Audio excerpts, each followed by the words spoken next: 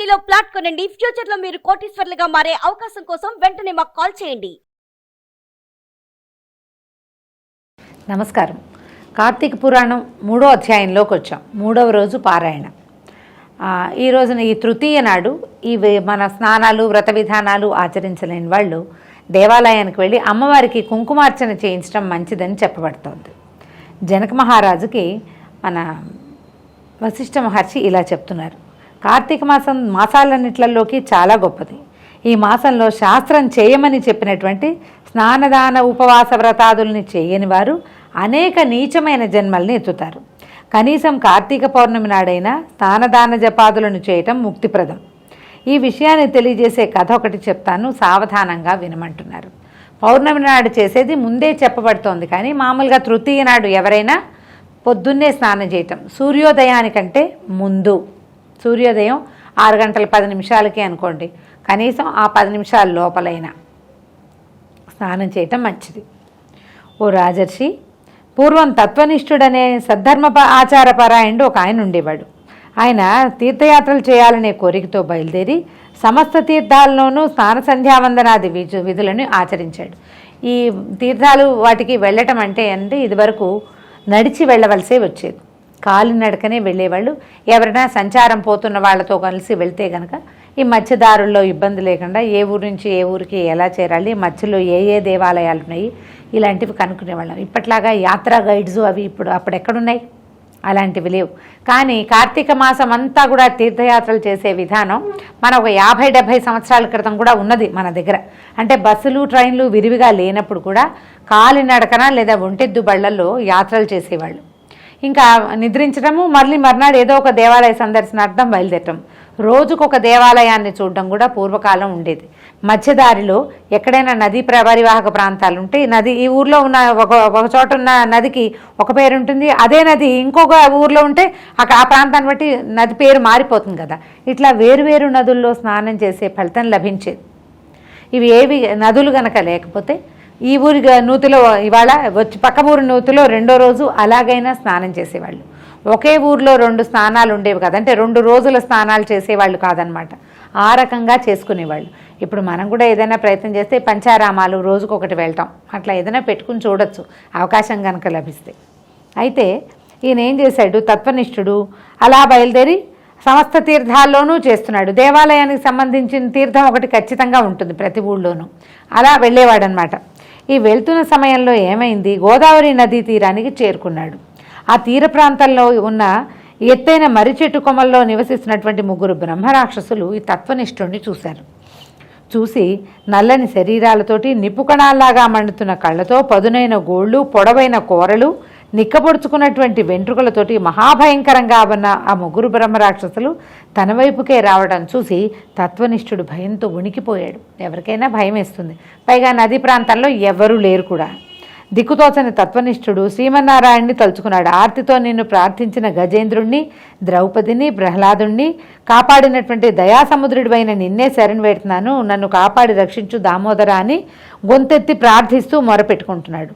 తత్వనిష్ఠుడు చేస్తున్నటువంటి హరినామ స్మరణ విన్న బ్రహ్మరాక్షసులు అతని మీదకి పరుగులు పెట్టడం మానేశారు. కానీ అతన్ని ఫాలో చేయటం మానలా, ఆయన్నే అనుసరిస్తున్నారు. ముందు తినడానికి విరుచుకు తినేందుకు బయలుదేరారు. ఆయన ఎప్పుడైతే హరినామ స్మరణ చేయటం మొదలుపెట్టాడో, ఈ స్వరం ఉంది కదా, స్తోత్రాలు, ఆ స్తోత్రాలు వినేసరికల్లా రాక్షసులు ఆగిపోయారు. ఇప్పుడు కూడా ఒంటరిగా ప్రయాణాలు చేసేటప్పుడు ఏదైనా స్తోత్రపాఠం చదువుకోవటం చాలా మంచిదని చెప్తారండి. మనకేంటంటే నెగిటివ్ ఎనర్జీస్ కానీ ఫోర్సెస్ కానీ ఏవైనా ఉంటే అవి మన మీద పడవు. మనం ఈ స్తోత్రం చదివేటువంటి పాజిటివ్ ఎనర్జీ అండ్ పాజిటివ్ వాటి వైబ్రేషన్స్ వల్ల ఈ చుట్టూతా ఉండేటువంటి మనకి గాలిలో కనపడని శక్తులు మన మీదకి రావని చెప్తారు. అందుకే సంస్కృత శ్లోకాలు నేర్చుకోవాలి, మంచి శ్లోకాలు స్తోత్రాలు నేర్చుకోండి, తప్పులు లేకుండా చేయడానికి ప్రయత్నం చేయండి. అయితే ఇది వినేసరికి ఆగిపోయారు 3. ఆగి ఆలోచించడం మొదలెట్టారు. వాళ్ళకి ఏదో జ్ఞానోదయం అయింది.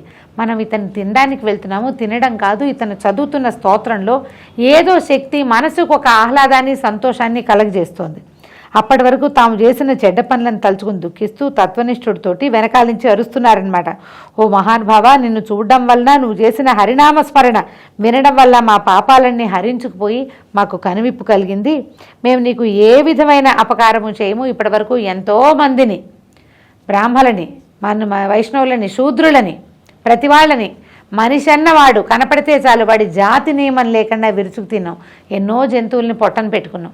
కానీ ఎవడూ కూడా ఇలా హరినామస్మరణ చేలా భయపడి మమ్మల్ని ప్రాధేయపడేవాళ్ళు కానీ ఏ ఒక్కడైనా హరినామస్మరణ చేస్తుంటే మాకు ఏనాడో జ్ఞానం వచ్చేది, ఏనాడో ఈ జన్మల నుంచి మాకు విముక్తి లభించేది. నాయన, మా అదృష్టం కొద్దీ ఈ రోజున నువ్వు మాకు కనిపించావు.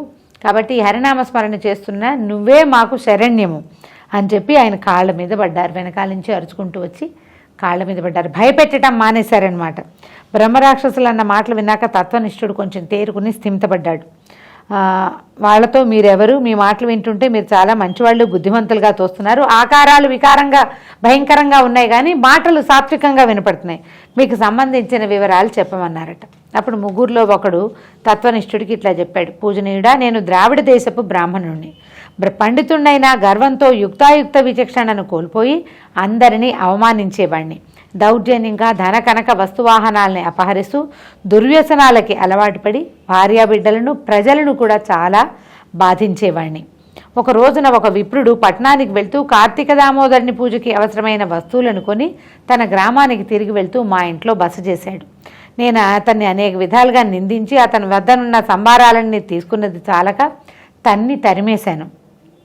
ఆ విప్రుడు నన్ను కోపగించుకుని, ఓరి దుర్మార్గుడా, చెడ్డగా బతకటమే నిత్యమైనదని సత్యమైనదని ప్రవర్తిస్తూ పూజా సంభారాలను కూడా ఆలోచించకుండా నన్ను కొట్టి హింసించి వాటిని సంగ్రహించావు. అంటే పూజా సంభారాలని దొంగతనం చేయకూడదు, సంగ్రహించావు. నువ్వు చేసిన ఈ దుర్మార్గానికి నువ్వు బ్రహ్మరాక్షసుడివై పడుండమని నన్ను శపించాడు. పూజా సామగ్రిని దొంగిలించడం వల్ల నాకు బ్రహ్మరాక్షసత్వం వచ్చింది. విప్రుడి పాదాల మీద పడి విమోచనం కోసం చాలా ప్రార్థించాను. గోదావరి తీరాన మర్రి చెట్టు కొమ్మల్ని పట్టుకుని ఉన్న నిన్ను ఒక విప్రుడు అనుగ్రహించి ఉద్ధరిస్తాడని శాప విమోచనం చెప్పాడు.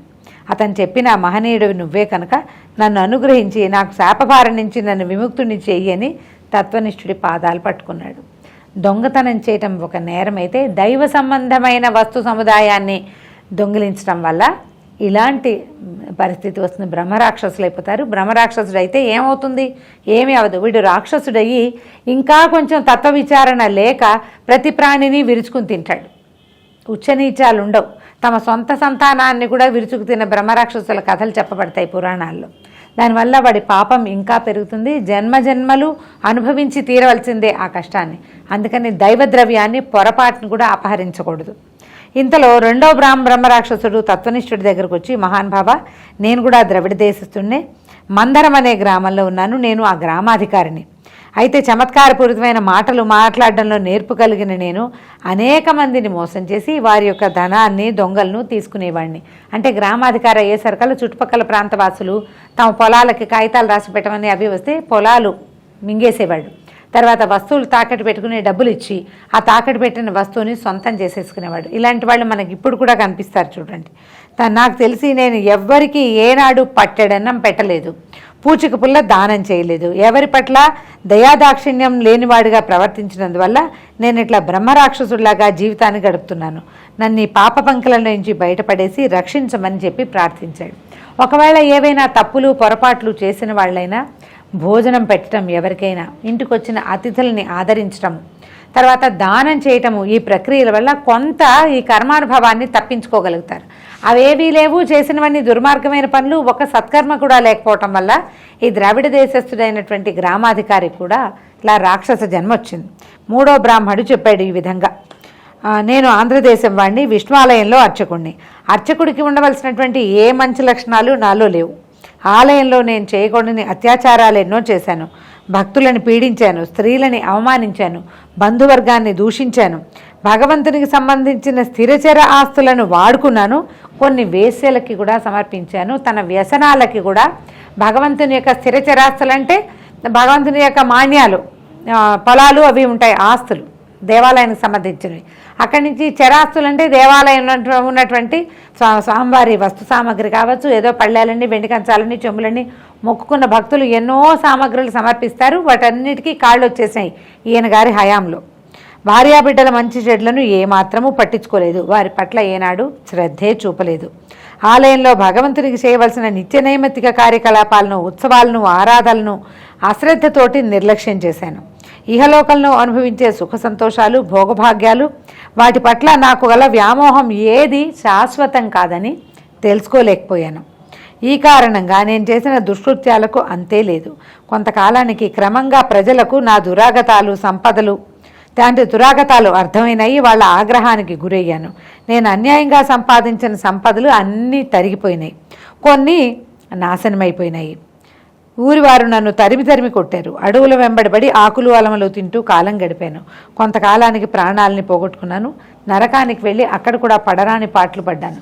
తర్వాత ఎన్నో నీచమైన జన్మలు ఎత్తాను. చివరికి బ్రహ్మరాక్షస రూపాన్ని పొందాను. కనుక ఈ బాధల నుండి నన్ను రక్షించగలిగిన వాడివి నువ్వే.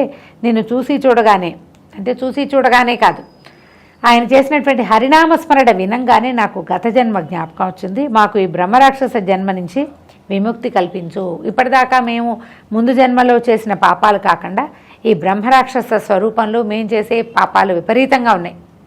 అందరినీ సంహరించడమే, చంపి తినడమే. ఇలాంటి క్రియలకి పరిహారం ఏదైనా చూపించు, మాకు ఈ జన్మల నుంచి విముక్తి ప్రసాదించు, ఇంకా పాపకర్మలు అయిపోకుండానే మమ్మల్ని ఉద్ధరించమని ప్రార్థించారు. అయితే ఈయన బ్రాహ్మడిలా అన్నాడు, ఓ బ్రహ్మరాక్షసులారా, మీ జీవిత గాథలు, బాధలు పూర్తిగా తెలిసాయి. మీరు ఎంత దుర్మార్గంగా ప్రవర్తించినా ఇప్పుడు మీరు పడుతున్నటువంటి పశ్చాత్తాప కారణంగా మీరు పరమ పునీతులైపోయారు. హరినామాన్ని వినగానే మీకు గత జన్మలు గుర్తుకొచ్చాయి. కాబట్టి ఇక మీదట ఈ రాక్షస జన్మలు తొలగిపోతాయి. ప్రస్తుతం జరుగుతున్నది కార్తీక మాసం.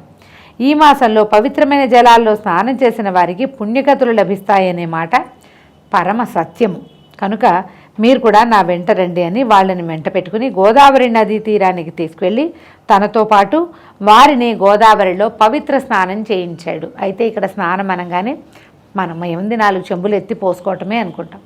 ఈ నదీ స్నానం చేసేటప్పుడు తప్పకుండా సంకల్పం చెప్పుకోవాలి. సంకల్ప విధి, మన నదీ స్నానానికి వెళ్తే ఈ ఒడ్డున ఉన్న బ్రాహ్మలు ఎవరైనా దొరికితే కనుక సంకల్పం చెప్పించుకుంటే విశేషమైన ఫలితం లభిస్తుంది. ఇప్పుడు ఈ సమయంలో మనం ఎవరో మన గోత్రనామాలు చెప్పుకోవటము, తర్వాత ఏమో ఈ ఫలానా నదీ తీరంలో ఉన్నాము, ఇవాళ తిథి ఇది, ఈ వారము ఇక్కడ నిలబడి ఇట్లా చేసుకుంటున్నాము అని చెప్పి మన పితరులకి, తాత ముత్తాతలకి కూడా తర్పణాలు విడవటం, అది సాంగంగా సరి అయిన క్రియతోటి కనుక చేస్తే ఇంకా అత్యద్భుతమైన ఫలితం లభిస్తుంది. నదీ స్నానం చేయటం వల్ల వచ్చే ఫలితంతో పాటుగా సంకల్పం చెప్పుకుని చేయటం వల్ల ఇతోధికమైన ఫలితం లభిస్తుంది. దీనివల్ల మన తాత తండ్రులు కూడా తరిస్తారు. మనం నదీ జలాల్లో మునుగుతాము, శరీరానికి నది యొక్క వెచ్చదనం తెలుస్తుంది. జీవజలాల్లో ఇప్పుడు వర్షాకాలం అంతా కూడా ఎక్కడెక్కడెక్కడెక్కడో వానలు పడి ఎన్నో అడవుల నుంచి ప్రవహించి వచ్చి నదులలో నీళ్లు కలుస్తాయి. ఆ నదీ జలాలు వెళ్ళి సముద్రంలో కలుస్తాయి. ఔషధ గుణాలు కలిగినటువంటి నదీ జలాల్లో స్నానం చేస్తే మానవ దేహానికి ఎన్నో రకాల ప్రయోజనాలు సిద్ధిస్తాయి.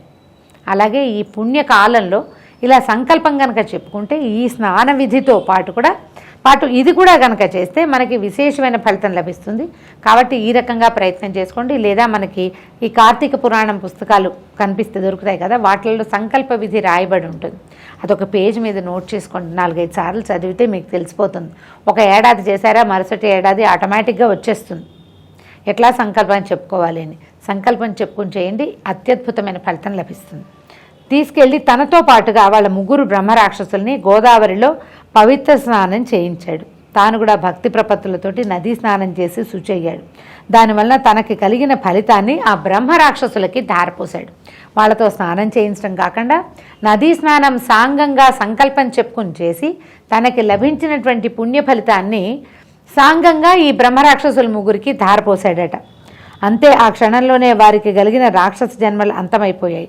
అంతరిక్షంలోంచి దివ్యమైన పుష్పక విమానం వచ్చి వాళ్ళు 3ని ఎక్కించుకుని కైలాసానికి తీసుకువెళ్ళిపోయింది.